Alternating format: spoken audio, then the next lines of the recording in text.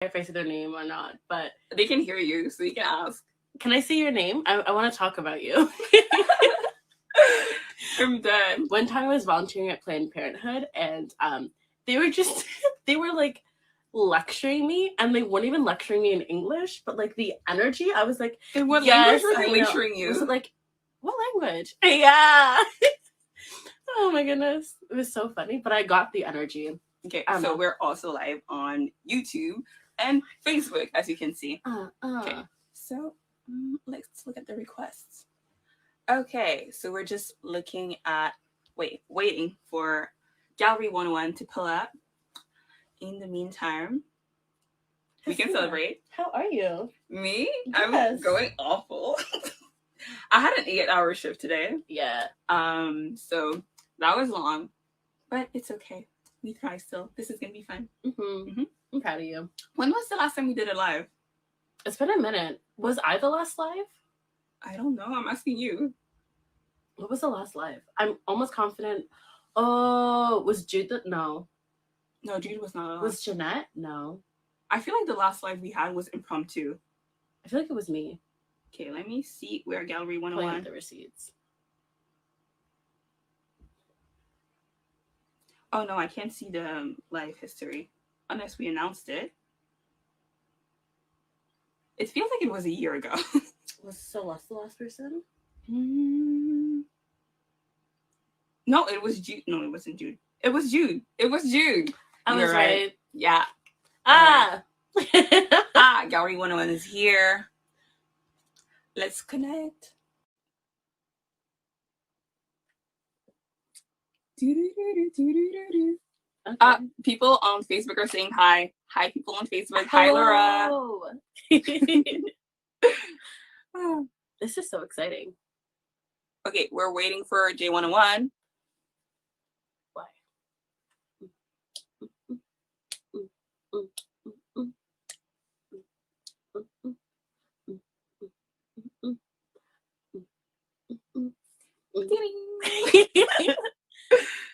Can we quickly display? Yeah, I'm happy to show you my jacket. No, alone. This is my fur jacket. No, it's my fur jacket. I call it my Mary J. Blige jacket. I don't know why, but I'd be feeling some type Whose of house is extra. This? Whose house is Any this? other questions from the crowd?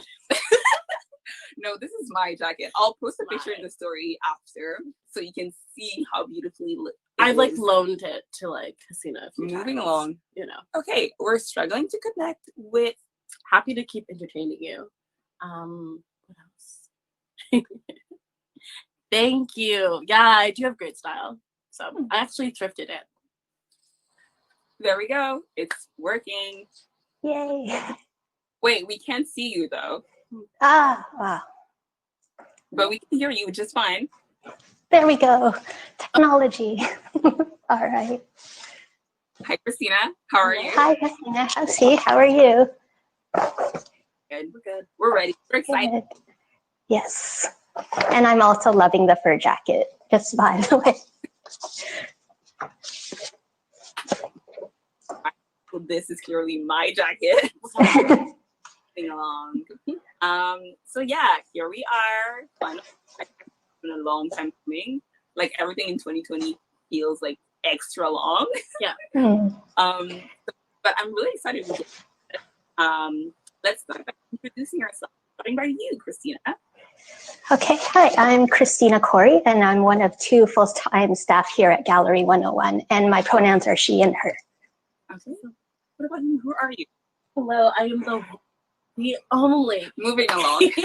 Hey everyone, I'm Celestina, but I often go by C. My pronouns are they, them, and I am one of the co-leads of both them. And this is... Oh, I see. Yes. Okay. Hasina, co-founder and current co-lead of Full Femme, artist, amazing friend, okay person. Okay, whatever. My art is all that counts. Yeah, I'm really excited to be here. We're here to talk about a partnership we've had. We are starting actually with Gallery 101.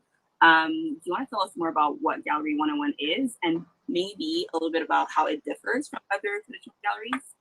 Sure. Also, as a representative of Gallery 101, I'd like to start off by acknowledging the territory that we currently occupy. This is the unceded and unsurrendered territory of the Anishinaabe, who have been living and working on this land since time immemorial. So thank you. And we'd also like to thank our funders, the Canada Council, the Ontario Arts Council, the City of Ottawa, and especially for this project, AFCO Bilingual Ottawa. Thank you so much for funding our project. Yeah. And with that list of funders is how Gallery 101 operates. We get those grants, so we get the money, and we're also supported by our members and through donations. So we're a charitable nonprofit organization, and that allows us to really, as an artist-run center, we support, we're pretty nimble in what we support, so we are committed to supporting artists at all stages of their careers. We've really pushed for diverse voices, which I know is not the right word, but we want to feature voices that are telling their own stories, so that's really important. And stories that have been historically marginalized or hidden is what we focus on lately.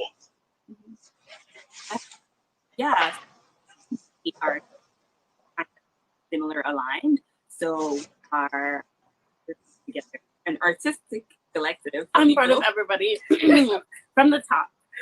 We are an artistic collective for artists in alignment with the feminine and or in the margins on the origin of gender.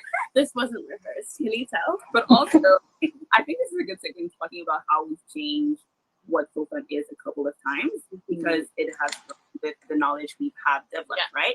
And I think this is kind of what this project is about. It's about expanding and learning more because yes, Gallery 101 has historically been a gallery that's here for a variety of voices.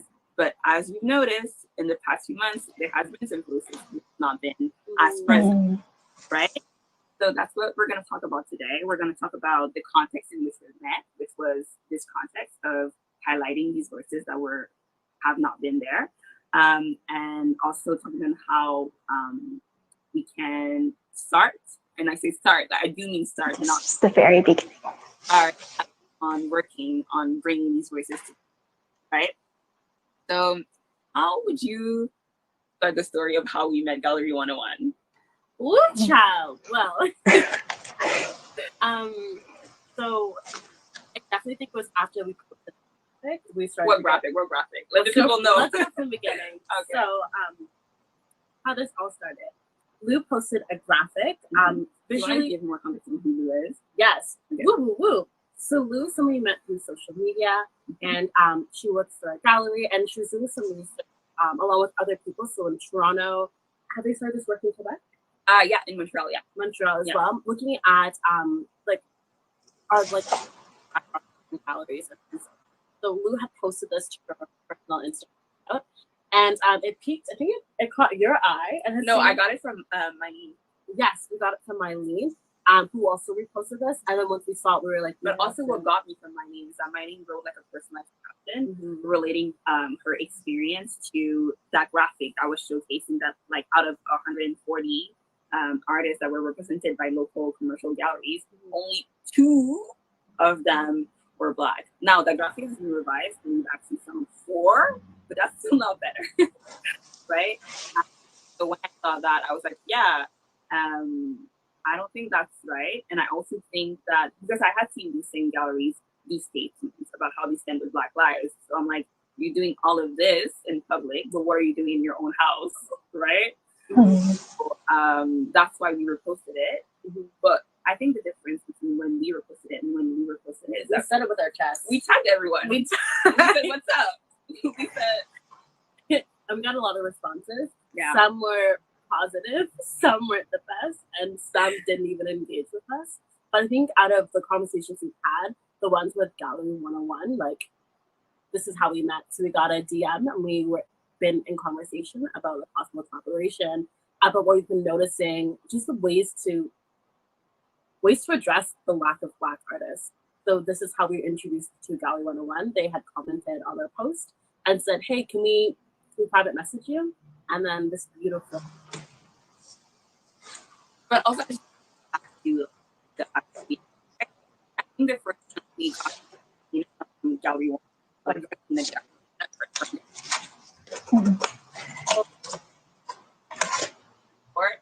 then I put on my investigative hat and found out that Kristina worked for Gallery 101. So I was like, first of all, galleries when your house is not even in order. And then I think you were a bit surprised, right? You were like, actually, that's not something I had considered. Let me regroup and come back to you with an answer. How was that like? Yeah, well, at that time, for further context, this was around the beginning of June. So George Floyd had just been murdered and there were protests going on and there was so much happening on social media, just a lot to be consumed by and that I was consuming myself.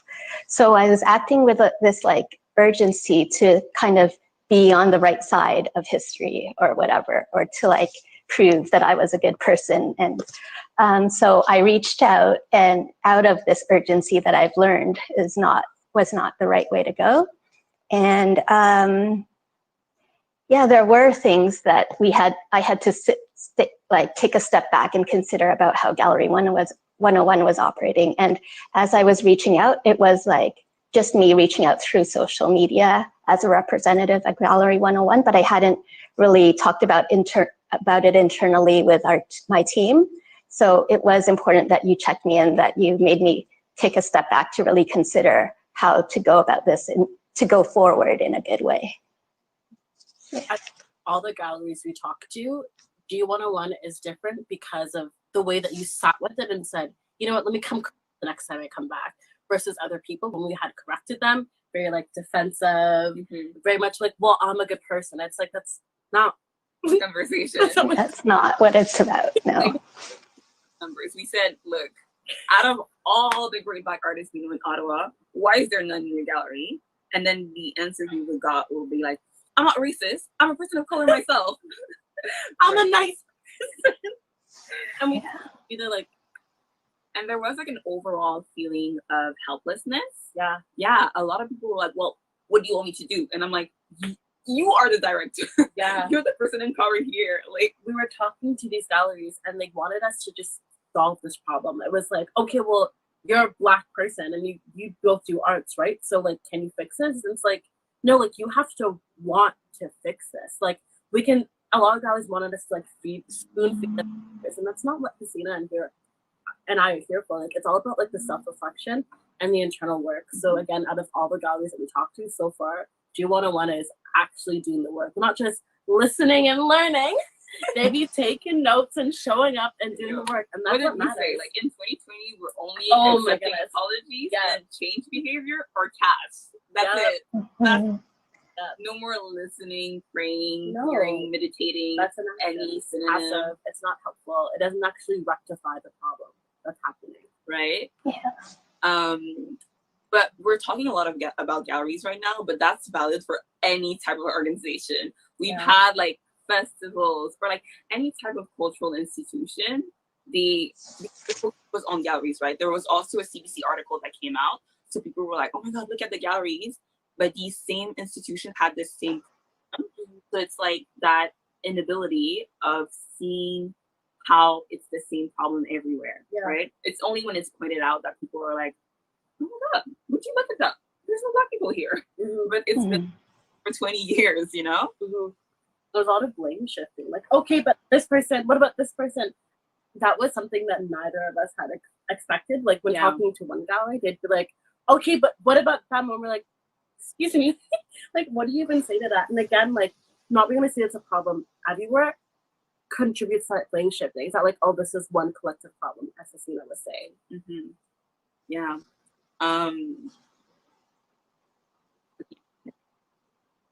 So I'm wondering if you can tell us a little bit more about how was the discussion you've had with your internal team? So like Laura at J101.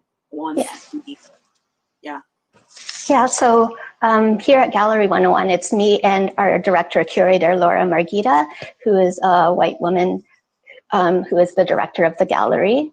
And in the past, she's been really nimble about responding to social uprisals and social upheaval. So one of the first exhibitions she curated here was Create This Revolution, which was in response to the Idle No More protests. So she's very much in the spirit of wanting to... Or can you like briefly describe what the protests were, just so everybody sorry. So Idle No More was in 2013, and it was led by Indigenous peoples. I don't want to mess up the histories, but from what I remember, there was a group from Attawaspakat, Ontario, who came to protest just the deplorable living qualities there, and that started a whole movement across the country. And within a couple of weeks of that showing up in Ottawa on Parliament, Gallery 101 had curated a group show just in response and in support of these protests. So this is the spirit that we move in. We want to give voices to the important things being raised outside of the art world.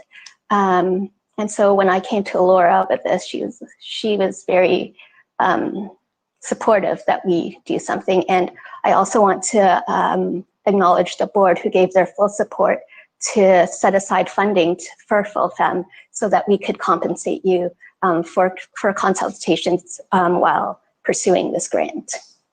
Mm-hmm. So just for people who might not be aware, you want to talk about who is a part of your board? Yeah, so Gallery 101 as an artist-run center is governed by a board of 9 people. There are 9 women, non-Black women. The majority of them are artists, but some have expertise in other fields. And we meet once a month mostly to make sure that the gallery's finances are in order and to keep things transparent, and also to make sure that our programming, so our exhibitions and all the talks and workshops that we do are within the spirit of the gallery. All right. So after like having the support of the board, so then starting to work with us, I think it would be important to explain to people how we go from like, oh, there are no or barely any Black people in galleries in Ottawa to let's start this workshop series. Mm-hmm. I think you were the one who brought the idea of applying for the Ottawa Bilingual grant. Yeah. Mm-hmm. Yeah, so Laura had put that grant on my radar a couple weeks before we started talking, and she just told me about it and kind of told me to find a project for it.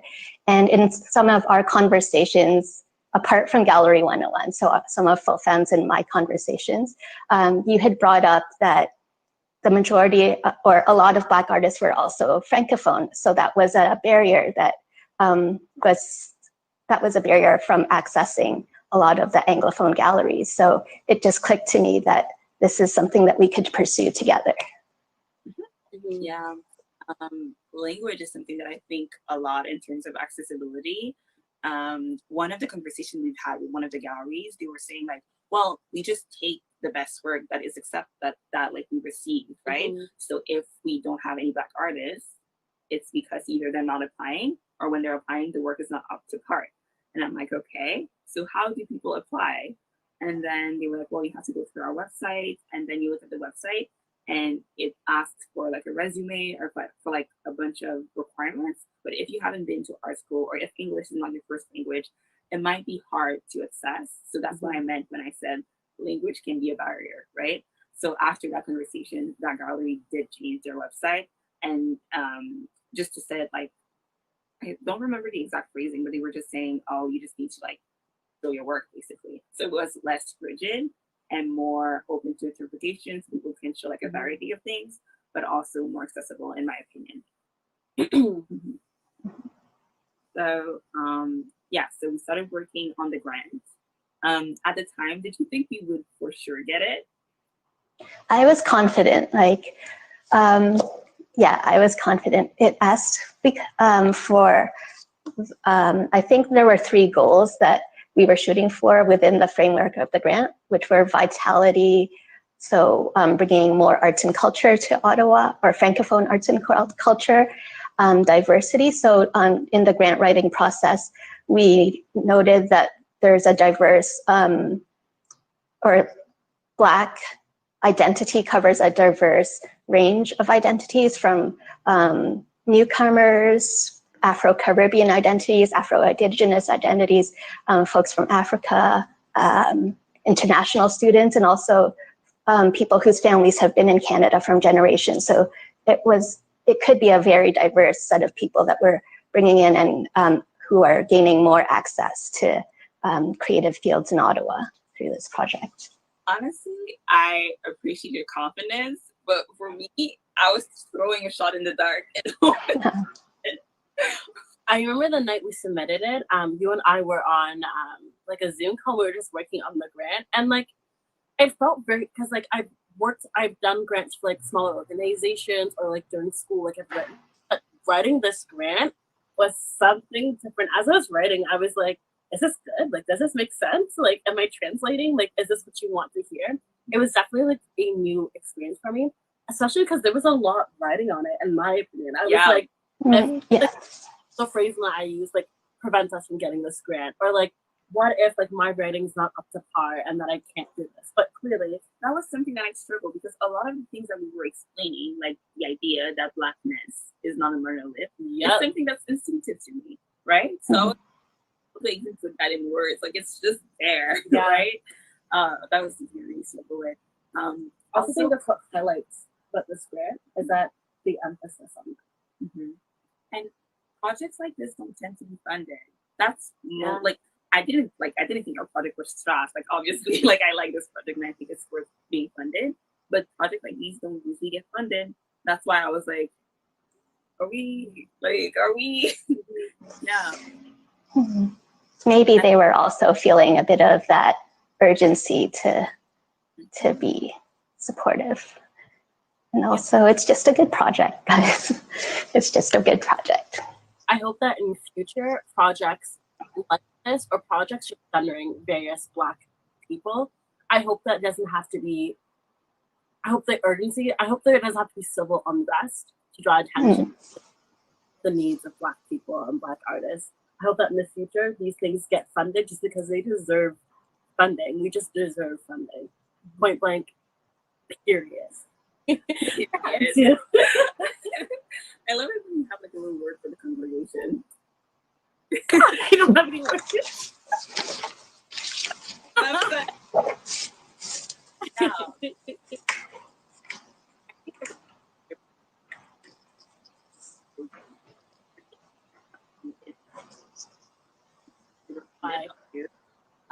But other than that, like, to us, it seems like it's in the purview, and we need to do something. But got it. So we fixed the back. So what's the next step? What's next? What's next? Oh wait, hold on. I think. Okay. So the workshops itself.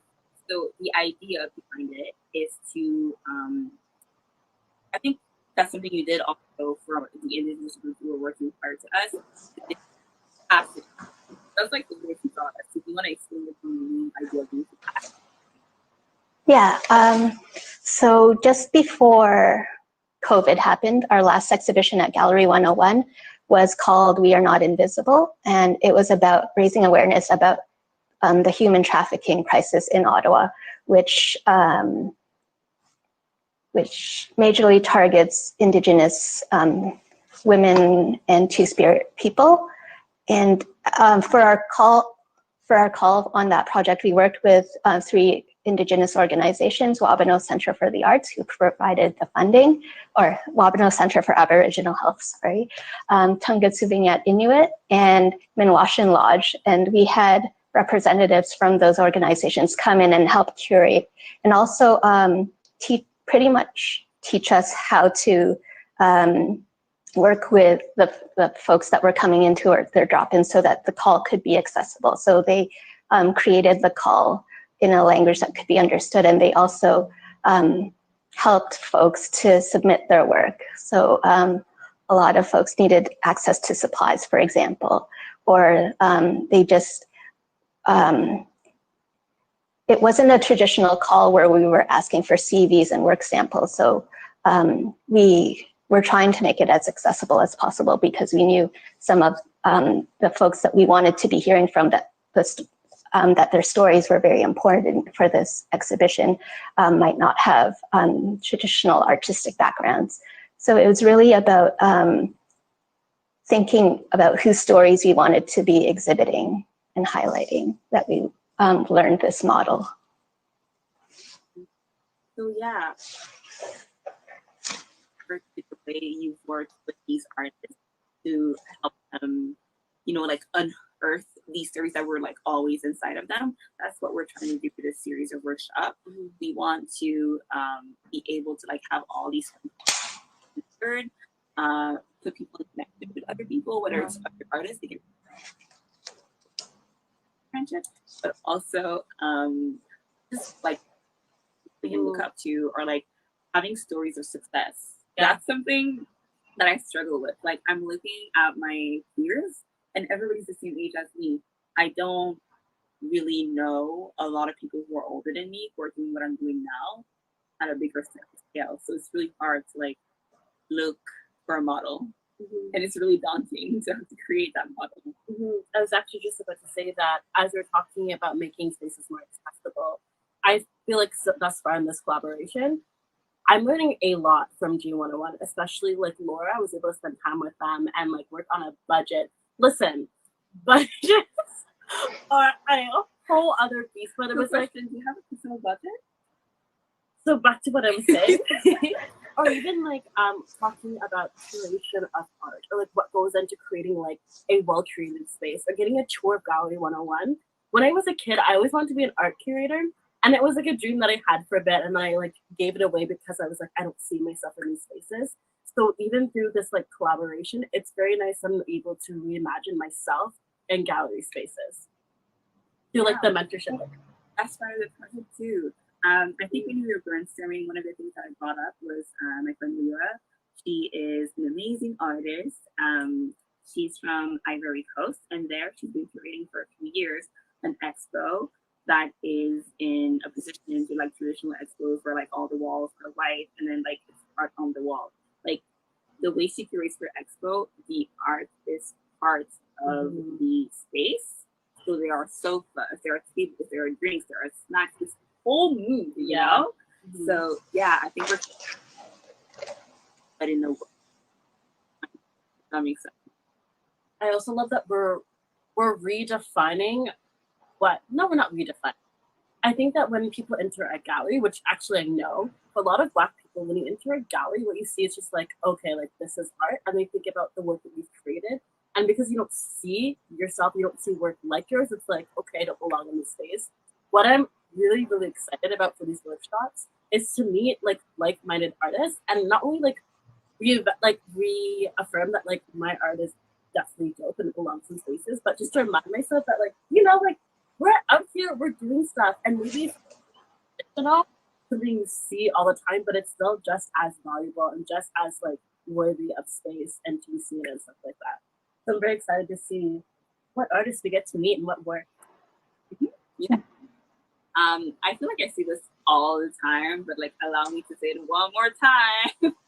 When I was a child, I was just like not draw. That's not even something that I would think of, because all of the art that I was consuming was just white people. So I was like, oh, if I'm gonna draw, this is what I have to draw. Like, duh. So that's what I was drawing. And then in third grade, my dear friend Atu introduced me to the world of mangas. So that's like the sign of like that veneer of like oneness for me. I was like, oh, you get me art that doesn't sit for white people? What?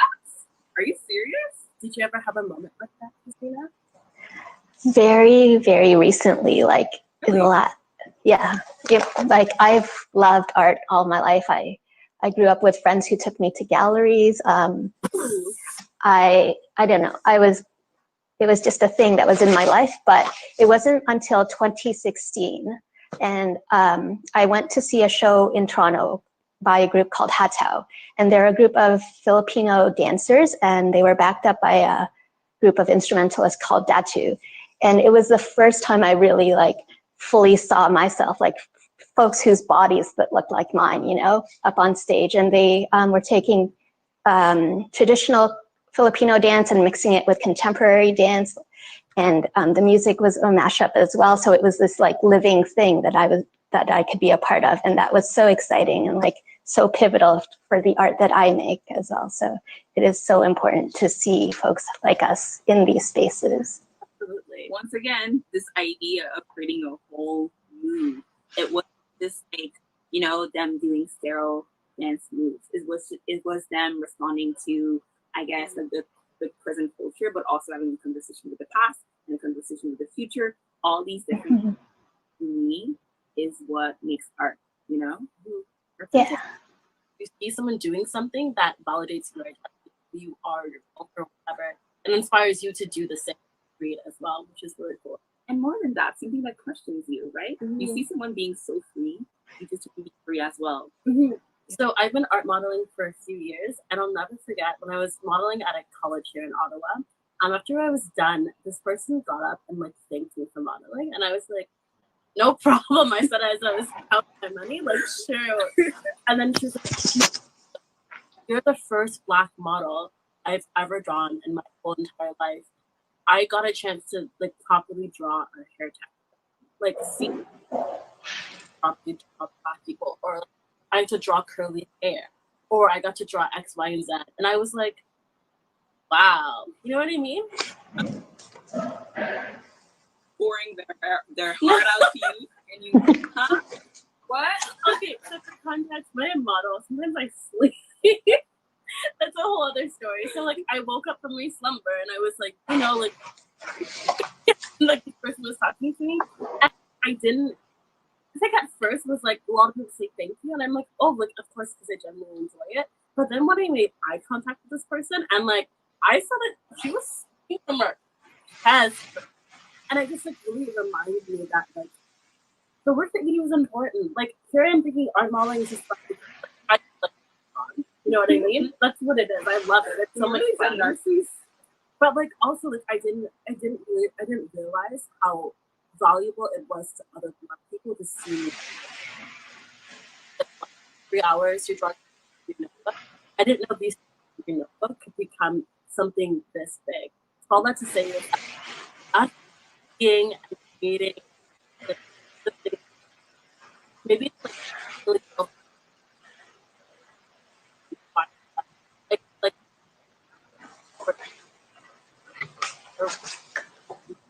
I had like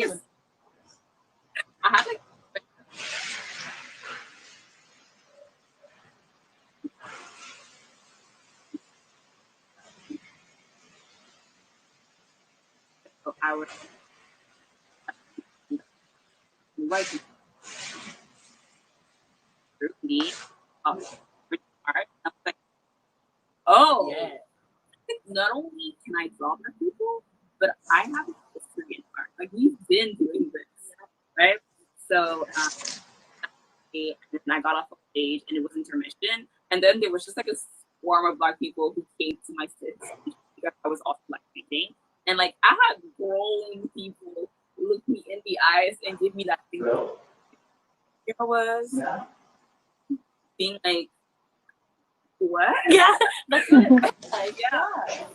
Yeah. We also like talked about, I don't know if it was with G101, but we did have a conversation with a gallery about, it was with, okay, so we had this conversation about how a lot of like white artists will be inspired by like our cultures, but like it's always like through the lens of these white artists. So like actually seeing people who belong to their culture, X, Y, and Z, creating that art, that's good. Also, having outsider experiences. So when you have like insider experiences, it feels so foreign, so distant. Like, you're like taken aback, right?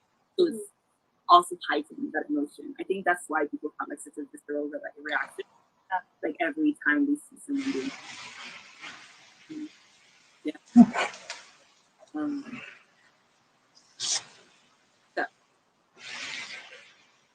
that was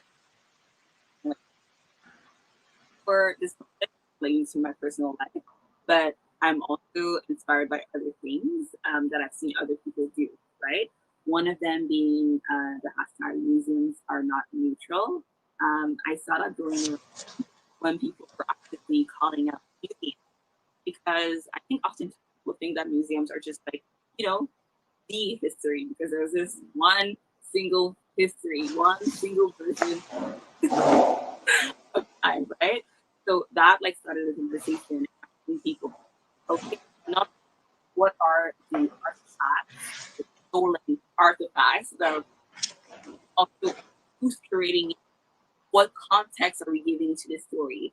Is it the story told by the people who won or the people who lost, or like the middle of both? Who is in charge of like preserving this art? Because when you do that, you have to decide what's worth preserving and what's worth like leaving, right? Mm-hmm. So all of these things that I frankly did not do before that during this.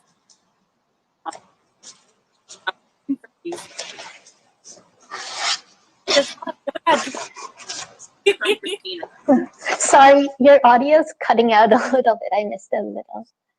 Ooh. Okay. Okay. Can you hear us now? Yes. Perfect. We're gonna jump back. Okay. Yeah.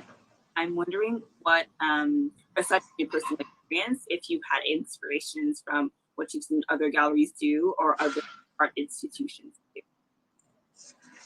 Ooh.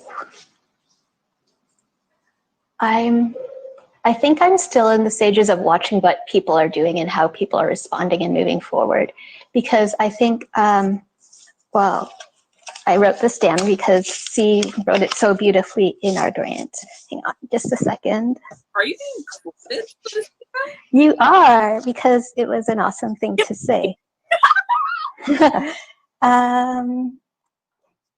give me a moment. Oh, maybe I can't find it. Okay, wait.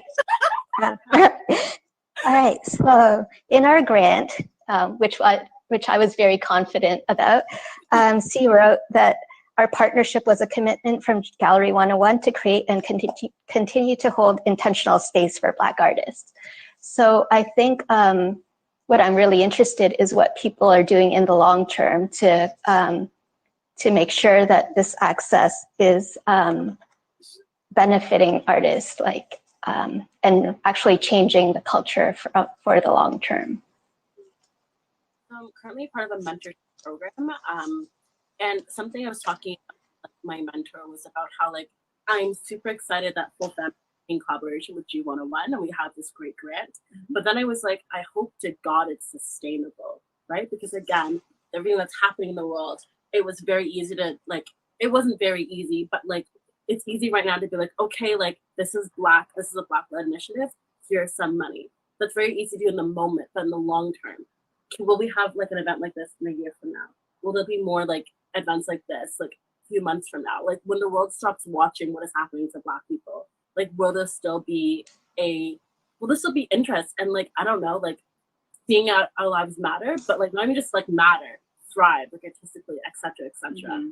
Because matter is like the bare it's barely passing grade. Honestly, you're not gonna go to college with this. I mean, if you would D, probably a D-.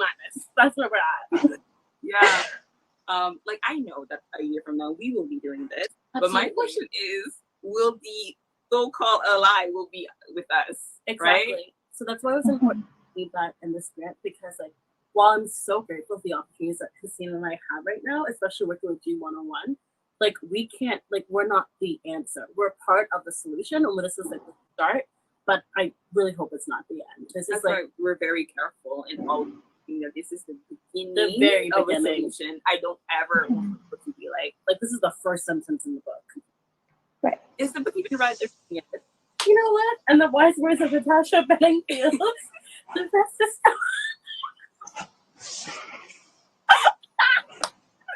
I hope you're aware that this is going to be clip that I'm going to crop out and use it.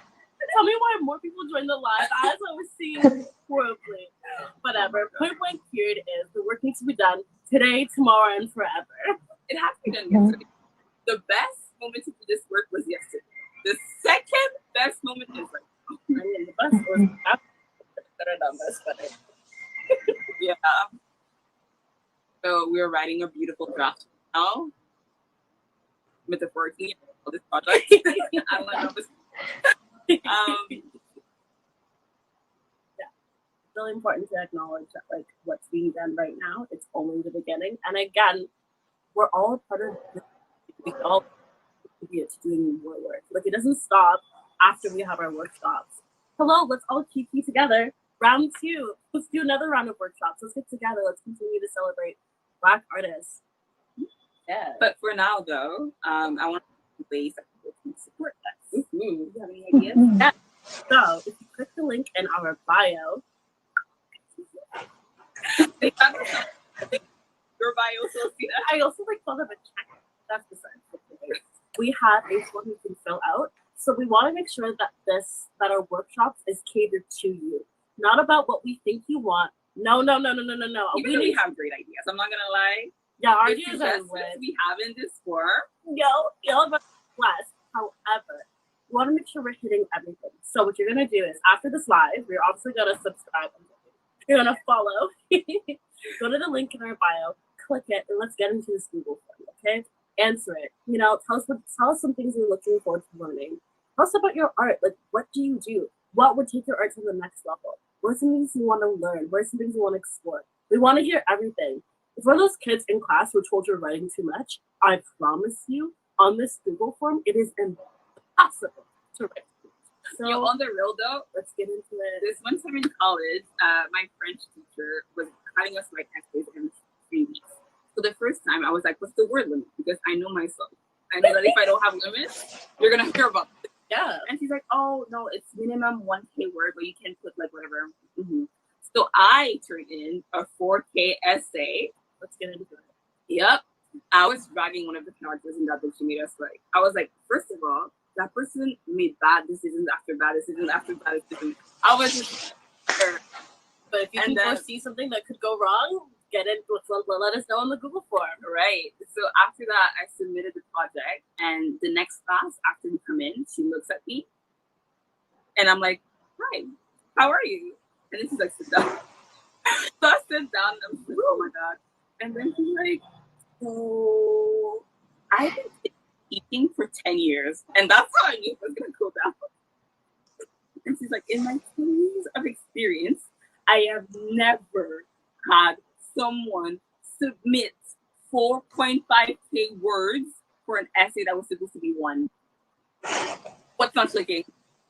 And yeah, that's the story of how now there's a limit at the college of Ottawa. You're welcome. You're welcome. Is that we're willing to go above and beyond. Kristina, is there anything particular you're hoping to see with these Google forms, or like what are you hoping? Yeah, I think the important thing is that our goal is to be responsive. So we want to hear from you. And this word that I've been thinking about a lot is from OCAD's Dean Dory, who posted a video talking about her relationship and her role to the next generation of designers that are in her faculty. And she says that she needs to be responsive. So it's about your agency, or centering your agency and what you want to do. And also, and it's rooted in communication and relationship building, and that's fundamental to community building in the long term. So we want to hear as much as you want to share, you're comfortable sharing with us. Yeah. Speaking of sharing, like, feel free to share this with other Black artists in your life. Yes, all of them. Amazing artists. About the challenges they've had, like, first getting into the art scene.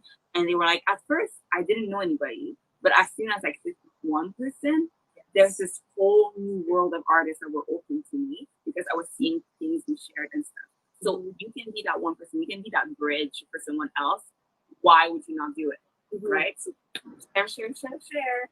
And again, although we're located in Ottawa / Gatineau, yo, pull up. If you're Black, let's go. You can have one person who like sees out from afar and then acts like they're family. We're not gonna question family anything. up there. Pull up. We want to see you there. Yeah. The last thing you can do is to suggest people. So if you think there's this one person that would be a great facilitator, let us know. We'll get in touch. Yeah. We pay fair. Or also anybody who you've ever looked up to, who you want to learn from. With the grant money, we're paying all of our facilitators. So that's important to let them know. Yes, we are paying.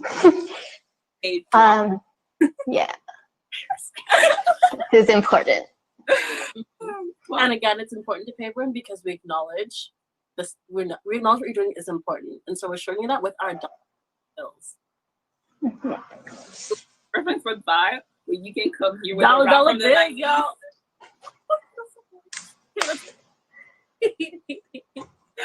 You know that like little guy being like, "How did you do, dear kids?" That's like, and I would. Debatable. You know what looks good? This project though. This true. Said everything you had to say until Kristina, any parting words you want to give the crowd? Words of wisdom, things that have been heavy on your heart or fresh on your mind. Let us know. I know you were fascinated. Like there was There's some thoughts. No, this is the beginning, so we hope you join us. So. And as usual, thank you so much for your continued support. Everybody has always been here. So real. Love to see it. Thank you. Thank you. So far, like we've had like a beautiful response. People are genuinely happy for us. Yeah. People understand that it's not because we are having this win that like it's their cheering for their wins. Yeah. So I love to see this, people supporting each when I shine, you shine. Right? We all shine. Exactly. There's enough light. We've had people reach out. We had people give us suggestions, tips, and stuff like that. Shout out to Sarah. Yep. Yes, Sarah. Oh my god. Someone who put me on into art reached out to us, was super supportive. Like, it all means a lot. But once again, it's the idea that you only need that one bridge to go to this new world, right? Yeah. Shout out to Sarah.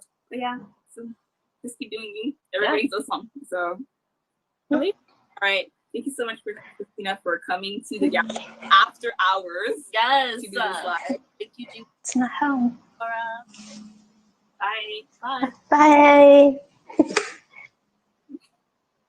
Is it every day? It is every day I'm on doing foolishness. Oh my god. Okay, let me see if there's questions so we can answer them. Oh, it's just people joining. Oh, hi.